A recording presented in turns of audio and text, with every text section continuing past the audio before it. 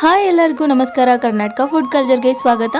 ಇವತ್ತು ನಾವು ಜೋಳದ ಹಿಟ್ಟಿನ ಮೇಥಿ ಕಡುಬು ಮಾಡೋದು ಹೇಗಂತ ನೋಡ್ಕೊಳ್ಳೋಣ. ಮೆಂತ್ಯ ಸೊಪ್ಪನ್ನು ಯೂಸ್ ಮಾಡಿಕೊಂಡು ಹಾಗೆ ಜೋಳದ ಹಿಟ್ಟನ್ನು ಯೂಸ್ ಮಾಡಿಕೊಂಡು ಈ ಒಂದು ರೆಸಿಪಿನ ಮಾಡೋದು ಹೇಗಂತ ನೋಡ್ಕೊಳ್ಳೋಣ.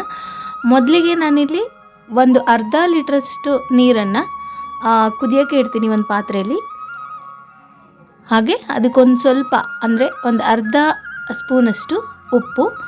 ಇದು ಕುದಿಯೋಕ್ಕೆ ಸ್ಟಾರ್ಟ್ ಆದಮೇಲೆ ಇದಕ್ಕೆ ನಾವು ಜೋಳದ ಹಿಟ್ಟನ್ನು ಹಾಕಿ ಇವಾಗ ಜೋಳದ ಹಿಟ್ಟನ್ನು ಹಾಕಬೇಕು. 1.5 ಸ್ಪೂನಷ್ಟು ಅಂದರೆ ಈ ಒಂದು ಸ್ಪೂನಿಂದ 1.5 ಸ್ಪೂನಷ್ಟು ನಾನು ಜೋಳದ ಹಿಟ್ಟನ್ನು ಹಾಕ್ಕೊಂಡಿದ್ದೀನಿ. ಅದನ್ನು ಮುದ್ದೆನ ತಿರುತ್ತಿರಲ್ಲ ಹಾಗೆ ಮುದ್ದೆ ಥರ ಮಾಡಬೇಕು, ಮುದ್ದೆ ಮಾಡಬೇಕು ಇದನ್ನು. ಹಾಗೆ ಚಾನಲ್ನ ಯಾರೆಲ್ಲ ಸಬ್ಸ್ಕ್ರೈಬ್ ಮಾಡಿಲ್ಲ ಅವರೆಲ್ಲ ಸಬ್ಸ್ಕ್ರೈಬ್ ಮಾಡಿ, ಲೈಕ್ ಕೊಡೋದನ್ನ ಮರಿಬೇಡಿ. ಹತ್ತಿರದಲ್ಲಿರೋ ಬೆಲ್ ಬಟನ್ ಒತ್ತೋದ್ರಿಂದ ನೆಕ್ಸ್ಟ್ ವಿಡಿಯೋ ನೋಟಿಫಿಕೇಷನ್ ನಿಮಗೆ ತೋರಿಸ್ತಾ ಹೋಗುತ್ತೆ. ಪ್ಲೀಸ್ ಸಬ್ಸ್ಕ್ರೈಬ್ ಮಾಡಿ. ಇಲ್ಲೇ ಇಂಥ ಒಳ್ಳೊಳ್ಳೆ ರೆಸಿಪಿ ಬೇಕಂದರೆ. ಈಗ ಮುದ್ದೆ ರೆಡಿ ಆಗಿದೆ. ಇದನ್ನು ಹೊರಗಡೆ ತಗೊಳ್ಳೋಣ. ಒಂದು ಬಟ್ಟೆ ಸಹಾಯದಿಂದ ಅಂದರೆ ಒದ್ದೆ ಬಟ್ಟೆ ಸಹಾಯದಿಂದ ಇದನ್ನು ಹೊರಗಡೆ ತಗೊಳ್ಳೋಣ. ಇಲ್ಲಾಂದರೆ ಕೈ ಬಿಸಿ ಇರೋದ್ರಿಂದ ಕೈ ಸುಟ್ಟೋಗುತ್ತೆ. ಅದಕ್ಕೆ ಇದನ್ನು ಇವಾಗ ನಾದ್ಕೊಳ್ಬೇಕು. ನಾದೋದ್ರ ಮೇಲೆ ಇರುತ್ತೆ ಕಡುಬು ಯಾವ ಥರ ಆಗುತ್ತೆ ಅನ್ನೋದು.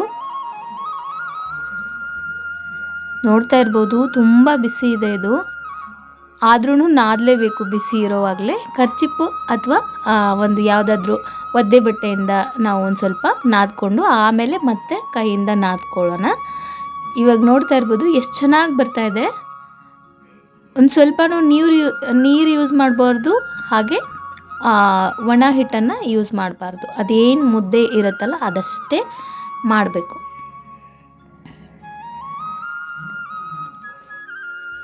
ಇವಾಗ ಒಂದು ಸ್ವಲ್ಪ ಹಿಟ್ಟನ್ನು ತಗೊಂಡು ಈಗ ನಾವು ಇದನ್ನು ಈ ರೀತಿಯಾಗಿ ಕಟ್ ಮಾಡ್ಕೊಳ್ಬೇಕು. ಚಿಕ್ಕ ಚಿಕ್ಕದಾಗಿ ಈ ಥರ ಕಡುಬು ಮಾಡ್ಕೊಳ್ಬೇಕು. ಲಾಂಗ್ ಪ್ರೊಸೆಸ್ ಅನಿಸುತ್ತೆ ನಿಮಗೆ, ಆದರೆ ಲಾಂಗ್ ಪ್ರೊಸೆಸ್ ಏನು ಇಲ್ಲ. ಈಸಿಯಾಗಿ ಮಾಡ್ಬೋದು, ತುಂಬ ರುಚಿಯಾಗಿರುತ್ತೆ, ಆರೋಗ್ಯಕ್ಕೂ ಅಷ್ಟೇ ಒಳ್ಳೆಯದು. ಇವಾಗ ಇಷ್ಟು ಕಡುಬು ರೆಡಿ ಆಗಿದೆ. ಇವಾಗ ನಾವು ಏನು ಮಾಡೋಣ ಅಂದರೆ ಒಂದು ಪಾತ್ರೆಯಲ್ಲಿ ಮತ್ತೊಂದು ಸ್ವಲ್ಪ ನೀರನ್ನು ಬಿಸಿ ಮಾಡೋಕ್ಕಿಡೋಣ. ನೀರು ಸ್ವಲ್ಪನೇ ಇರಲಿ. ಇವಾಗ ನಾನು ಎಷ್ಟು ಪ್ರಮಾಣದಲ್ಲಿ ಹಾಕಿದ್ದೀನಲ್ಲ ಅಷ್ಟು ನೀರು ಹಾಕಿದರೆ ಸಾಕು. ಇದು ಕುದಿಯೋಕ್ಕೆ ಸ್ಟಾರ್ಟ್ ಆದಮೇಲೆ ಏನು ಮಾಡೋಣ, ಒಂದು ಸ್ವಲ್ಪನೇ ಕಡುಬನ್ನು ಹಾಕಿ ಕುದಿಸ್ಬೇಕು. ಮತ್ತೆ ಇದನ್ನು ಕುದಿಸ್ಬೇಕು. ನೀವು ಹಬೆ ಕಡುಬು ಅಂತ ಕೇಳಿರಬೇಕು, ಅದನ್ನು ಹಬೆನಲ್ಲಿ ಬೇಯಿಸ್ತಾರೆ, ಇದನ್ನು ನೀರಲ್ಲಿ ಬೇಯಿಸೋದು. ಇವಾಗ ಇದು ಬೆಂದಿದೆ ಅಂತ ಹೇಗೆ ಗೊತ್ತಾಗುತ್ತೆ ಅಂತ ಅಂದರೆ, ಇವಾಗ ನೋಡಿ 10 ನಿಮಿಷದ ಕಾಲ ಬೇಯಿಸ್ಬೇಕು ಈ ರೀತಿಯಾಗಿ ಲಿಡ್ ಕ್ಲೋಸ್ ಮಾಡಿ. ಇವಾಗ ನೋಡಿ ಇದು ಬೆಂದಿದೆ ಹೆಂಗೆ ಗೊತ್ತಾಗುತ್ತೆ ಅಂದರೆ, ಇದು ಮೇಲ್ಗಡೆ ಬಂದಿರುತ್ತೆ ಕಡುಬೆಲ್ಲ, ಸ್ವಲ್ಪ ಉಪ್ಕೊಂಡಿರೋ ಥರ ಇರುತ್ತೆ. ಕಡುಬೆಲ್ಲ ಮೇಲ್ಗಡೆ ಬಂದಿರುತ್ತೆ, ಹಿಂಗೆ ಹಿಡಿದ್ರೆ ಜಾರುತ್ತೆ. ಇವಾಗ ಇದು ರೆಡಿ ಆಗಿದೆ, ತಗೊಳ್ಳೋಣ. ಎಲ್ಲ ಕಡುಬನ್ನು ಇದೇ ರೀತಿಯಾಗಿ ಪ್ರಿಪೇರ್ ಮಾಡ್ಕೊಳ್ಬೇಕು. ನಂತರ ಒಗ್ಗರಣೆಗೆ ನಾನಿಲ್ಲಿ ಒಂದು ಪಾತ್ರೆಗೆ ಒಂದು ಸ್ವಲ್ಪ ಎಣ್ಣೆ ಹಾಕ್ಕೊಂಡಿದ್ದೀನಿ.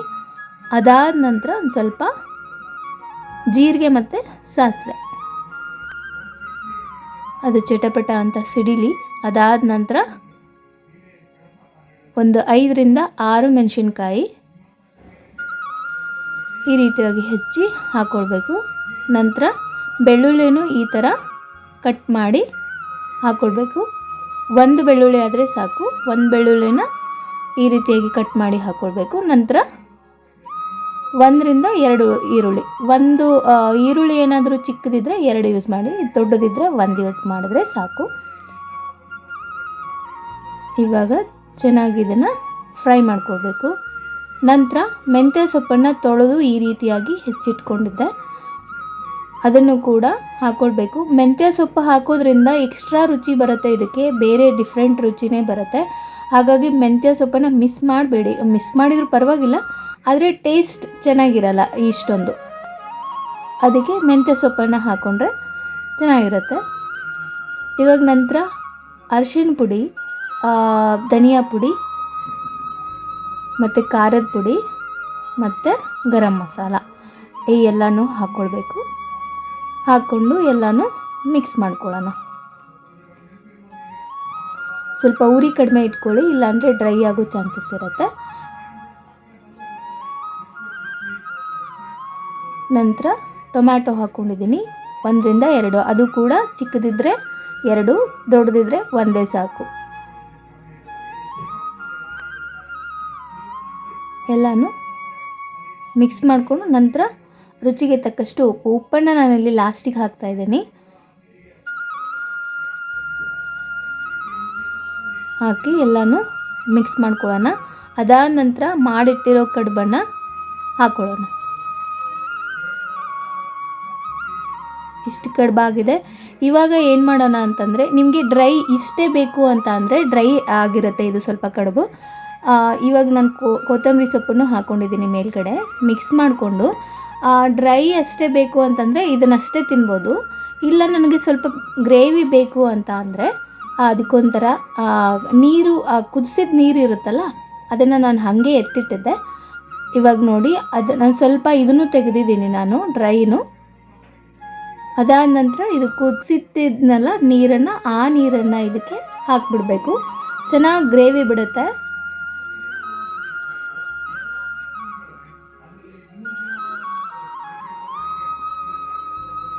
ಈ ರೀತಿಯಾಗಿ ಮಿಕ್ಸ್ ಮಾಡಬೇಕು. ಒಂದು ಕುದಿಸ್ಬೇಕು, ನೀರು ತಣ್ಣಗಾಗಿರೋದ್ರಿಂದ. ಎಲ್ಲ ರೆಡಿ ಆದಮೇಲೆ ಸರ್ವ್ ಮಾಡ್ಕೊಳ್ಳೋಣ. ಇದು ಗ್ರೇವಿ ಇದು. ಹಾಗೆ ಡ್ರೈ ಕೂಡ ಹಾಕ್ಕೊಳ್ಳೋಣ. ಇದು ಡ್ರೈ. 2 ಟೇಸ್ಟು ಡಿಫ್ರೆಂಟಾಗಿರುತ್ತೆ, ಚೆನ್ನಾಗಿರುತ್ತೆ. ಹಾಗೆ ಆರೋಗ್ಯಕ್ಕೂ ತುಂಬ ಒಳ್ಳೆಯದು ಈ ಬೇಸಿಗೆ ಕಾಲಕ್ಕೆ. ಮಾಡಿ ನೋಡಿ ಒಂದ್ಸಲಿ. Thank you.